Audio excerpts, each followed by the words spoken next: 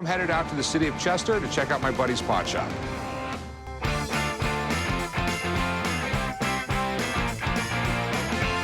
Hey guys, what's up? Hey, Rick. Long time no see. You too. This is little Mark. Hello. Hi, mate. Good to meet you. How's it going? Good, good. So this is it, huh? Yeah, that's it, mate. This is the little shop. Little quite English shop, you know. Okay, well, show me around. Yeah, let's have a look round. I've known Rick for about 5 years. We met at the coin show in Las Vegas. Been friends ever since. I mean, his pawn shop's good, but it's American at the end of the day. He's got 200 years of history. We've got 2,000 years of history. He's got nothing compared to us. Now, I've got something here that will blow your socks off. Okay. This is what you've been looking for all your life. All right. Ready? Ready. Really? I'm ready. Wow. It's absolutely beautiful. What is it? Well, you think it's a piece of rusty metal, don't you? Well, it is a piece of rusty metal. Remember that really famous ship that would never sink? Oh, the Titanic. That's it. That's part of the Titanic's hull. So is this where it ran into the iceberg, or? No, the opposite side, the good side. All right. They sent down the little submarine and it broke off a piece, or? It was the massive operation. They sent down several submarines. They broke off the big piece, which is 20 tons, and brought it up. And then from the big piece, they took these samples off. So got all the paperwork for it. Not many people have touched that. That's amazing, isn't it, really? That is amazing. And it's amazing how much it's worth, because you just can't get it. So is it for sale? Everything's for sale, mate. You know that. I'll sell anything. How much you want for it? This is a gem. I've had an offer on this a few days ago. If you can beat it, you can buy it off me. How much? How much do you reckon? That's a number I have no idea on. I just don't. I mean, I've never tried to research a piece of the Titanic.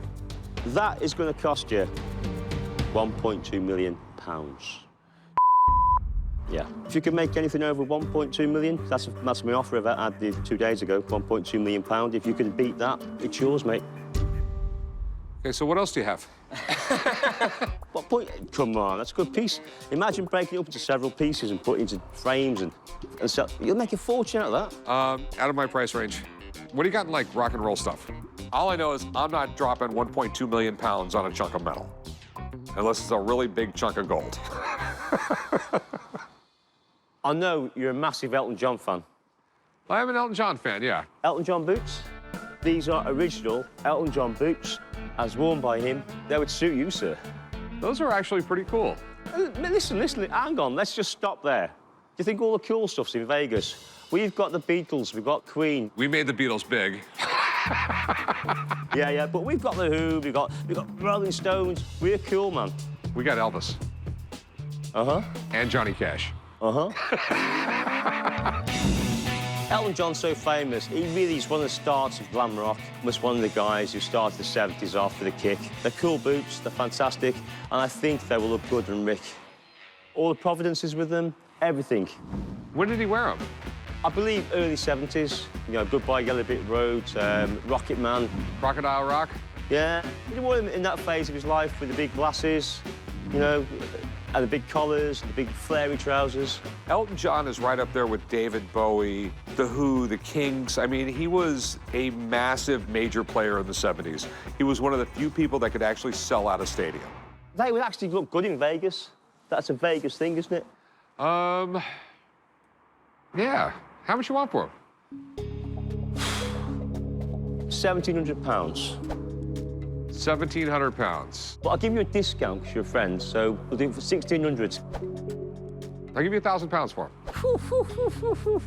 Is that the jet lag? No, Are you jet lagged now, are you? You know, I'm gonna have to pay to ship them home. You know I love you, Rick, but you are a sometimes when it comes to money. I mean, what's your best price on them? Listen, we've known each other for a long time. £1,400. All right. And you know that's a bargain, man. So it's a deal, 1,200 pounds.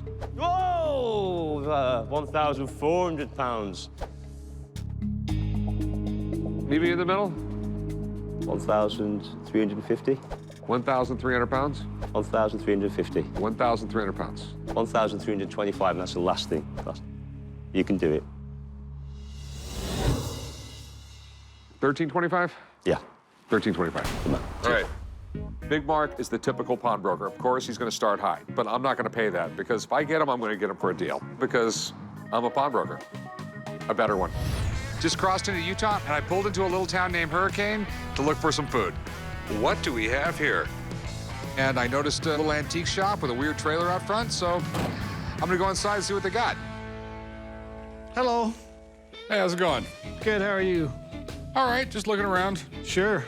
Unfortunately, even when I'm on vacation, I can't help myself. I'm always looking for deals. One of the weird things about a random antique shop, you'll never know what you'll find. It might just be completely full of junk, might be full of treasures, might be overpriced, might be underpriced. Is the player piano for sale? Well, everything has its price. What year is it?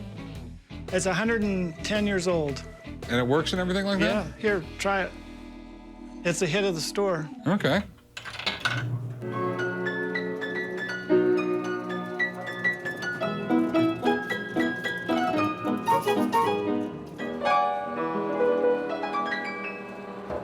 What do you think? So what would you take for it? It'd have to be more than 10,000. That's a little more than I want to pay. Well, I'd be in trouble if I sold it. I give it to my wife for her birthday. How much do you love your wife? A lot. Okay. What this place has got going for it, it's pretty damn big, so there might be that one little treasure stashed in a corner somewhere. This is definitely pretty cool. Excuse me. Question? Yeah, do you know anything about this? It's on consignment. I don't know anything about it. Looks like some sort of helmet. Samurai helmet, it looks like. You're asking $300 for it. I probably shouldn't tell you this, but you're not asking nearly enough for this thing. He had a price for $300. I have a conscience. I believe in karma. I had to tell him what it was worth. Because it could retail for as much as $2,500. Really? Yeah. Wow. I own the Ugly Trailer Antiques in Hurricane, Utah. With the samurai helmet, I was really surprised that it was worth that much. That blew me away. I think the customer that has it on consignment will be thrilled. This is actually really cool. This is a samurai helmet from late Edo period. When is that? Early 1600s to basically 1868, I believe, somewhere right around in there. You know, you had the emperor, who was like the king, and then you had the samurai, which was sort of like the royal court. They were basically the equivalent of like dukes and earls in England. Over the years, I've seen a few samurai helmets. I've seen a lot of samurai swords. So when you get those things in your store, you try and do a lot of research on them. That way you know next time they come in, what to look for. I mean, everything on this thing looks right. So how much will you take for it? What will you give me? $1,250. I gotta do a little better than that. You only wanted $300 to start with. So what will you take for it? Well, I think after what I've learned about it today, I think we gotta have at least two for it. $1,500? Come on, you can do better than that. 17. I'll go 16. 1650.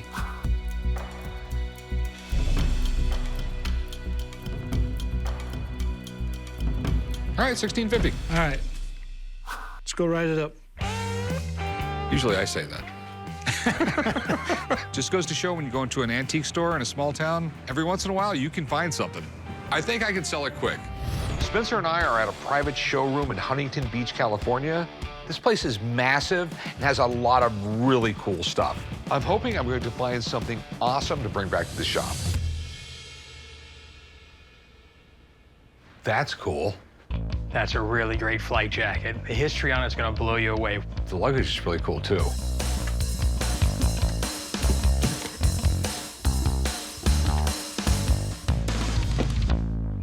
Okay, so what's the story with the jacket? It has to all do with the atomic bomb. This jacket was made just for that mission. This is incredible. I mean, it has something to do with one of the most important events in the history of mankind. Right, when we dropped the most powerful bomb in the world on Hiroshima, and then a few days later on Nagasaki. There was the Enola Gay, and the other plane was Boxcar. Colonel Tibbets during World War II, he's the one who took command. They were responsible for dropping the nuclear bombs on Japan, and you're saying this was from his flight group? As far as we know, yes. If it's just for Tibbets, Problem is, there's no known photographs of this jacket being worn. There's only 2 of these jackets known to exist in the world. So what we can figure out, because of this green, this color green is a really odd thing because the government tested a little bit with certain colors and certain materials. It's believed that this was somehow gonna deflect. Okay, so that particular color or this odd material on the outside was going to protect you against nuclear radiation. You hope. Okay. And where did you get this stuff? These are really cool. Every GI had an overnight bag or an AWOL bag. But you know, it was cool during the 50s, they painted them. The one with the dog face on it's really cool because that's a Japanese soldier's painted suitcase. I've had hundreds of American painted suitcases. It's the only Japanese one I've ever seen. The other one, that's for an American from World War II. It's for the 1st Cavalry Division, which means it was set in Tokyo, and that's where that soldier was stationed. You know, it's a style, it's something you just don't see done or copied or mimicked anymore Not these anymore. days. And this one is in such great shape and good condition. How much you want for this stuff? The Japanese case, you know, 450 bucks. The 1st Cav case, 250. All right. So how much you want for the jacket? I don't know, you're standing still there? You got something to lean against? I'm in the $15,000 range on the jacket.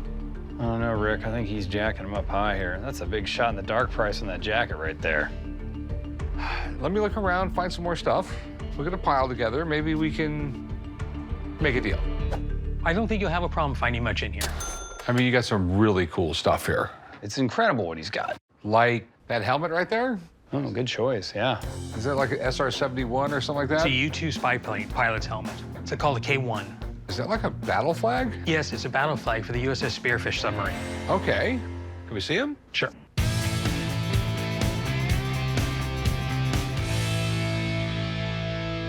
So the helmet from a spy plane.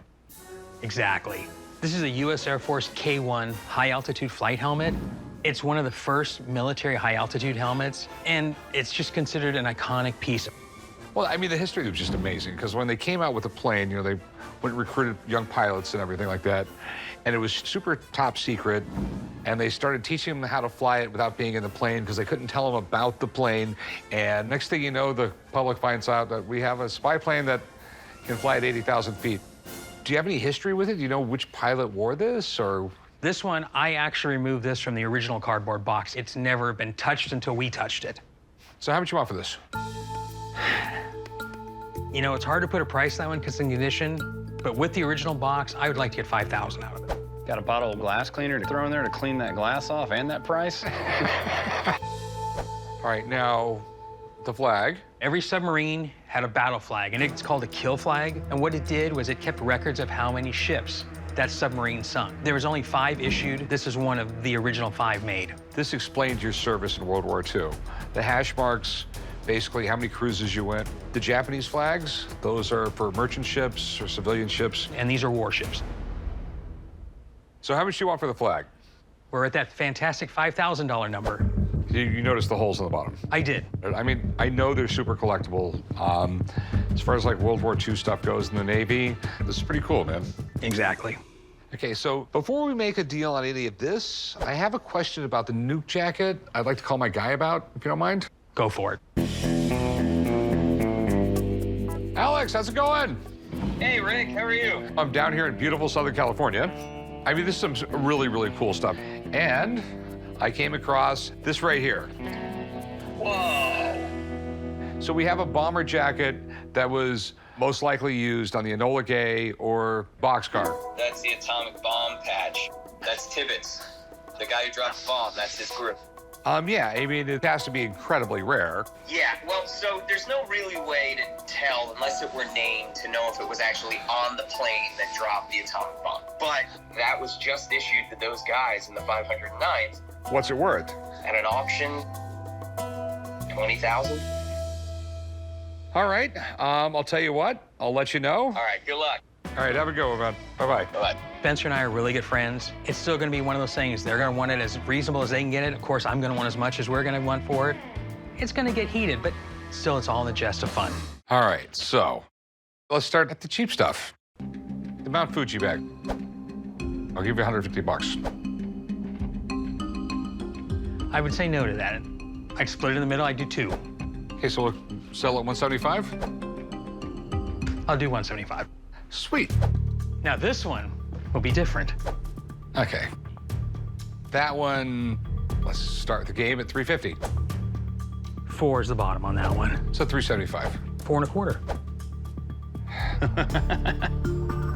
Yeah, look at all this bulk that's gonna hopefully be bought here. This is a lot of stuff right here. Does it look like I care for a piece of bulk leaves?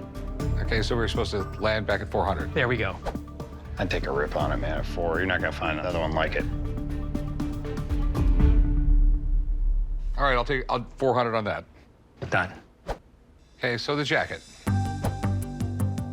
Quite frankly, my problem with the jacket is there's no comparables. And I hate stuff like that because the 15,000 number is just, It's bold. it's a guesstimate. I'm just gonna stay away from it. I don't mind that going back in the collection, and it could stay as long as it needs to. Okay. The U2 helmet, you want 5,000. 3 grand? No, I would pass. If we can't keep it up in 4,500 range, I'll keep it. I think 3,500 is what we should offer. You're negotiating with my money. I don't think you should pass on this item. This is a good piece right here. Nope. All right, the flag. 4,000. If it was a different sub, didn't have the history, I might think about it.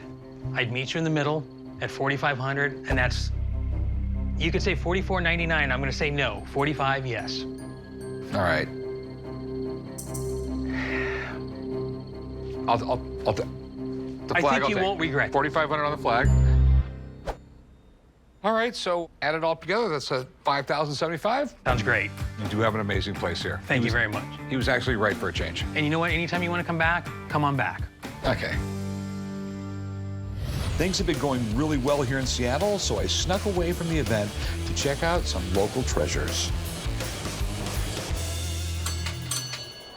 Hello. Oh, hi there. Welcome to Seattle. You must be Ken. Yeah, I am. Thank you. It says so on your shirt.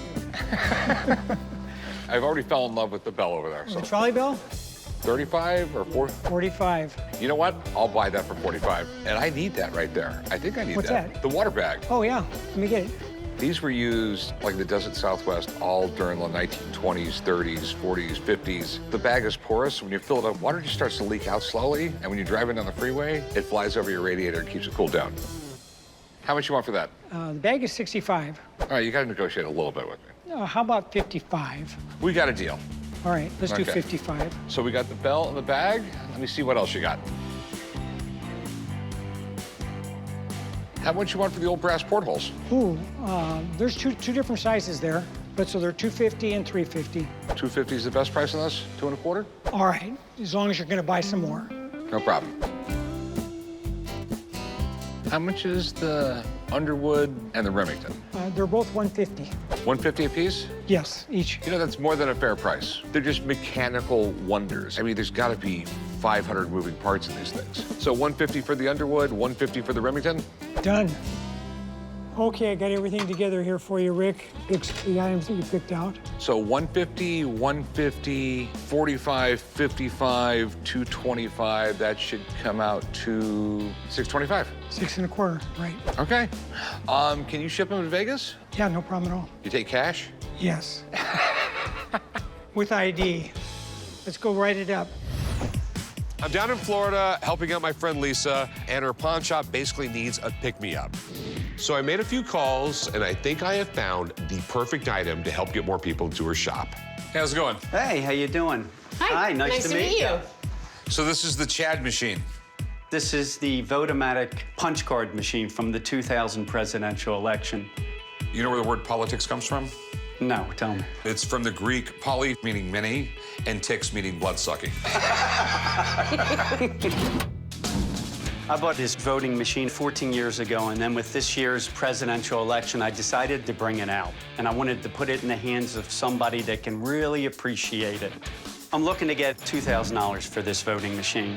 This is cool. So where in the world did you get this? Palm Beach County sold these machines a couple years after the election was over. And we have the ballot here. Do we have Gore and Bush on there? Yeah, I have sample ballots, and I also have the infamous Chads are still in the machine. And the confusion was that people that meant to vote for Gore ended up voting for Patrick Buchanan. This is a butterfly ballot, so it was confusing for a lot of people. That's where all the trouble started. Can I try this out? Yeah, absolutely. I'm voting. You're not supposed to look. So right there, if you don't push all the way, and here we go. See, one hanging Chad. In 2000, when they had the election, people realized that occasionally when you punch out the Chad or the little piece of paper didn't actually pop out of the ballot, and then when it got voted, it could have got screwed up a little bit, and next thing you know, we got the Supreme Court involved in the end, and it was all because of the Chad. I think this is absolutely amazing. I don't know exactly what these things go for, but it will be a cool thing in their shop. I guarantee you, people come in that shop just to take pictures next to it. So I think you should make an offer on it. This is something you can pull out every election cycle, Right. and you throw it online for sale, and you always put like some crazy reserve so it doesn't sell, but you always end up getting a bunch of free press out of it. People will come in your shop just because it's there. It's sort of like my Super Bowl rings and stuff like that. Okay. What are you asking for it? $2,000. And that's a bargain. I'll give you 8. No. What about like 1,200? It's a unique piece of world history, not just American presidential history. I understand that, but just like Rick was just explaining, this is something that I'm gonna have to find a buyer for, and even if I can't find a buyer for it, then it's money I've got invested. I'll give you 1,000. I can't go any more than that. Okay, I'll take it. All right, good deal. Well, you bought a great machine. All right. All right, you guys got that, and I got Chad, hanging Chad. Earlier at the event, a seller brought in a really cool vintage power hammer, but it wasn't anything I actually need for my workshop at home. He invited me to swing by his blacksmith shop, so I couldn't resist the urge to sneak out of the event and see if I could iron out a deal on something. Andrew? Oh, boy. Look what the cat drug is. That's me. Welcome. How are you? This is amazing.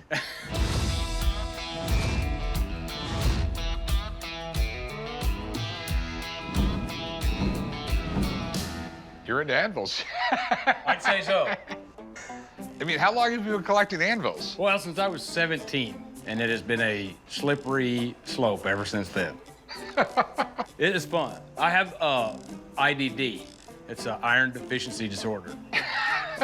So if I don't buy iron, I will die, okay? Okay, So I get That it. is why there is all this iron. How many anvils do you have? Over 1,500. 1,500 anvils. There's 88,000 pounds of anvils in this room alone. So much weight in this room that is actually sinking the concrete. The anvils in this room are considered to be the most historically significant anvil collection in the world. So, do you have any for sale? Well, this one, I put it right there because I knew when you laid your eyes on that, it would be like the first time you met your first wife. You know much about it? It's a Trenton, 311 pounds. It's solid wrought iron. So Trenton's from Columbus, Ohio. Yes. And what year do you think it is? I think it's like 1880, 1890. That's kind of amazing. No, I have a ranch up in Oregon. It's all off the grid. I do a lot of metal work myself. I got a lot of old stuff there that I'm always fixing. So I need an anvil and I need a big one. It won't fit in your luggage to go home, but I'll sure ship it to you. And what would be the price on this? For you, it's $3,500. So it's 3,000 bucks? No, it's $3,500. 3,500. Here's why. You cannot go buy anvils everywhere. They are so hard to find. They're not being made, but I will do $3,250. 32? 32. 32. All right, 32. What else you got around here? Let's go look. There's plenty. Is this what heaven looks like? I've been told. I have been told. These are some cool machines. These are the tools that built America. Whoa, whoa, whoa. Is that what I think it is? I think it is. That is a little giant. That's a little giant power hammer. So it mechanically is doing a 50-pound hammer stroke that you would do on an anvil. Okay, and it just does it really quick and really powerful. It's small, but it packs a very heavy punch, okay? Little Giant was created by 3 German immigrants in Mankato, Minnesota. This one was made somewhere in the late 1800s, early 1900s, and weighs 1,800 pounds. So you willing to sell this thing? Sure, I would sell it. It all works and everything is good on it? This one works great. As a matter of fact, I think we should heat up some metal and do some forging just so you can get an idea of what it does. Heat up the forge. Let's see what we can do. All right. I've already got some steel in here. You can see it's super hot. But you don't want to get caught in this. So you just use this foot pedal. You can start manipulating the steel however you want. I think you ought to try it out.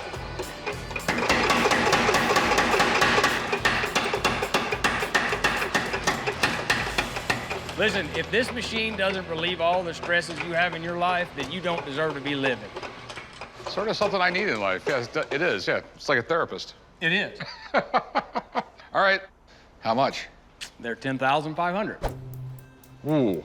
Well, What do you mean, woo? it's a lot of money. No, it's not. I don't know what the holdup is in your head, sir, but you need to buy this machine. You will not be fulfilled unless you do. It's hitting a little low. But I'm just telling you. you know what? I do have a 300-pound anvil. That's true. It's cool. It's amazing. It's worth every penny of it. But my brain says buy it, but then I'm gonna hold off on that. Understood. All right, let's go to your office. I'll get you paid for the anvil. You give me a receipt. Outstanding. Let's do it.